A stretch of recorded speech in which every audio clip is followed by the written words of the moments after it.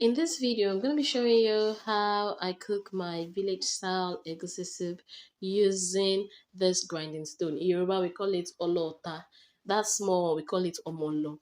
So you can see that I'm getting it properly cleaned. It's already clean, but before using, I have to wash it again with water only, no soap, to get rid of any dust that may have attached itself to the grinding stone. And you can see I'm cleaning here with clean water only.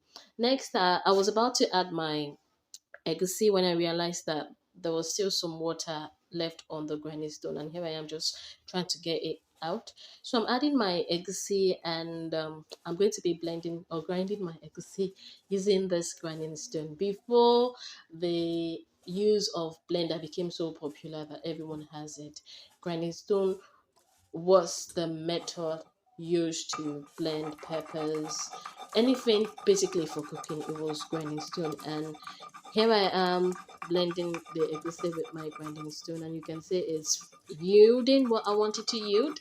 The egusi is blending, and I'm getting blended egusi. So while using grinding stone at various intervals, you have to keep pushing the ingredient forward, because the forward and backward movement of the small stone pushes the ingredients back. So you always have to push the ingredients forward with your hand. And for my people that would start saying in the comment section, oh, why are you not using hand gloves? Oh, this is not hygienic. My dear, this is hygienic because I have washed my hands properly before I even started this in the first place. And you can see my environment. The environment had been properly swept before the entire cooking process started. So yes, this is hygienic. And whenever I'm using grinding stone to grind a goosey especially, I like to grind it twice. Well, depending on the consistency or the texture I want to achieve, sometimes I grind it more than 2 times, but for egusi, I grind it twice, and that's it. It gives me a perfect, smooth grinded egusi. And like I said earlier, you can see that I'm using my hands to push the egusi forward so that I can catch it with a small stone and get it properly grinded. In this video, I'm going to be showing you one very important condiment or ingredient we use in the village when we're cooking soup. But before then, here is my scotch bonnet pepper. I'd also be grinding my scotch bonnet pepper using this grinding stone. And of course, I'll be using my hands to push it forward gently. I'd also be slicing some onions. If you like onions, like me, I love eating onions. I like to add onions in any meal, but well, with some meals as exceptions, but I love to add onions in most of my cookings. So I just added onions. I'm blending the onions, and then I'll be adding my crayfish. Here I am. I'm also cleaning my crayfish before adding it. I'll be adding my crayfish, and then let me show you that ingredient. If you are used to village cooking, you know this ingredient. It's something you know. It is fermented, but makes your soup have a lovely aroma and a delicious taste. But in this fermented form, you may feel, oh, why does it smell this way? This is ogiri. Hey, I love cooking with ogiri, but it's such a pity that where I live, getting ogiri is a little bit hard. But whenever I can get ogiri, I love to add it in my soups, my stew, my egusi, even my ogbono, my okra. I add ogiri. So here I am, I'm blending everything together, grinding everything together. And now that I'm done with grinding it, I'm just trying to wipe, the blended ingredients off the stone before I pack all my ingredients into a bowl. So as we continue with this video, I'm going to be using one of the popular cooking methods that we used to cook in the village. In my last video last year, this time last year I believe, on how we ate pounded yam for 7 days in the village, I had a lot of people saying I was portraying Africa and Nigeria in a bad light because I was using firewood to cook. I'm not going to deny my heritage. I'm not going to deny who I am. Yes, we have different cooking methods in Nigeria. But before I continue, here I am trying to rinse out the grinding stone because nothing must waste. So we have different cooking methods in Nigeria. Depends on the food you are eating and the food you are cooking, because basically our cooking in Nigeria is purely organic. And I just cleaned my grinding stone now. So here is the other cooking method I've been trying to prepare your mind for. This is charcoal. Today I'll be cooking with charcoal. I just added some kerosene, and I'll be adding some nylon bag or polythene bags, or what they call just plain bags in Western countries like the US and the UK.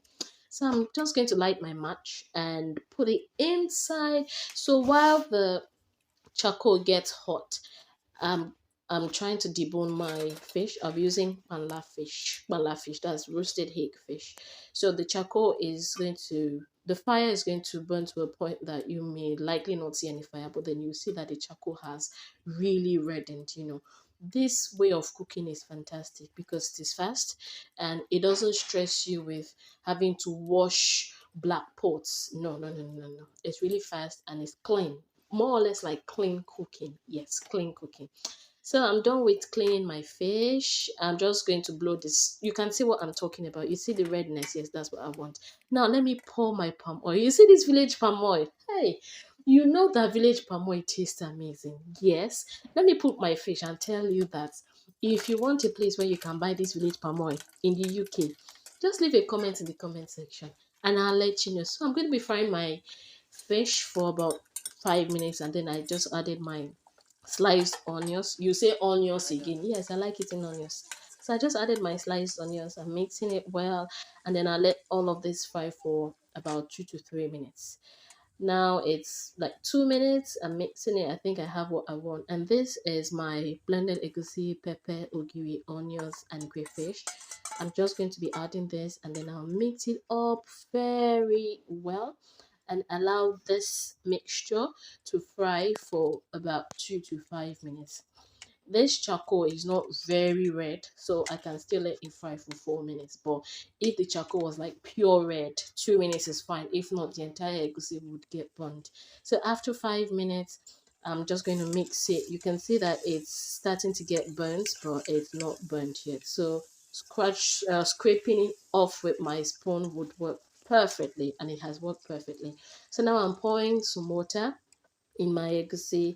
I'll give it a nice mix, a nice stir, just to be sure that I scraped off all that part that was getting a little bit burnt. Now I'm adding this fish. At this point in this voiceover, I've forgotten the name of this fish. If you remember the name of this fish, please let me know. And then I'm adding my pomo. Me, I like pomo. I like eating with pomo.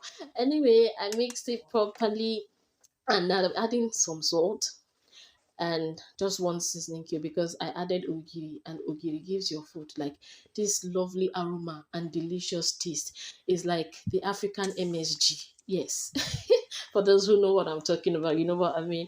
So I'm mixing this up properly and then I'll cover it and let it cook for about 10 minutes. Excuse my mismatched pot cover as long as it does the job. So I just went to the backyard to pluck a few ugu leaves from the ugu that we have planted in the backyard, and I'm washing it. You can see that the water is a bit dirty. It's because here everywhere is a bit dusty because of the Hamatan period.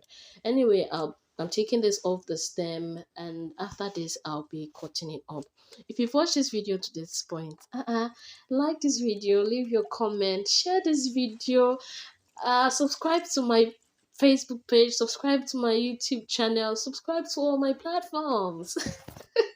That's a lovely way for you to support me and tell me that you like what I'm doing. And of course, I always love to read your comments. If you're familiar with me, you know that I always respond to every comment left on my page. It's getting a bit dark now. So this is my egusi soup after about 10 minutes. Yes, it's well cooked at this point. And no, my egusi soup is not watery. This is because I'm using dried fish and we're going to be eating this soup the next day in the morning. So before morning, the fishes would have absorbed all the excess liquid that you see here and my egusi will become thick. So I've added my ugu leaves. I'm mixing everything up again and then I'll be cooking it for about 5 minutes. Thank you so much for watching this video to this point. If you're familiar with village cooking, I know this cooking is bringing some memories. It's bringing back some memories. I know. So my egusi soup is ready, and this is what it looks like. As a matter of fact, I can eat this egusi soup this night, and it will taste amazing. Egusi soup is like, hey, it's the bomb. So my egusi soup is ready, and like I said, the next morning we ate this egusi soup with pounded cocoa. We call it cocoa. Some people call it taro roots, but it was the white one, cocoyam, and we call it cocoyam. Anyway, thank you for watching. Remember, good food should always be enjoyed.